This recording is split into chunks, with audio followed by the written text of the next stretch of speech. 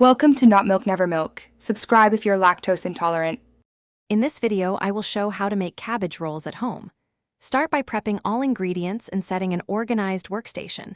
Wash cabbage and soak rice briefly. Chop onions and garlic finely and season the meat mixture well. Keep a bowl of water handy to smooth leaves and prevent tearing. Roll each cabbage leaf tightly and place seam side down in a baking dish before adding sauce. Blanching cabbage properly makes rolling much easier and keeps the texture tender.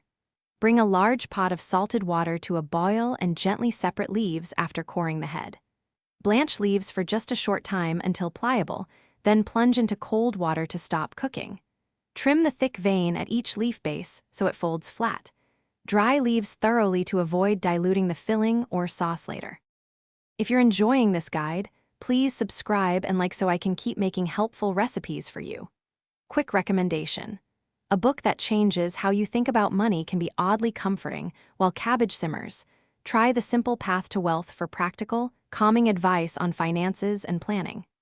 Check the description for the book link and other deals related to this video, and now let's get back to the video.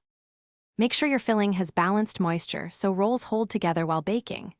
Combine cooked or parboiled rice with seasoned ground meat, herbs, and a beaten egg or two as a binder if desired. Spoon filling onto each leaf, fold sides in, and roll from base to tip.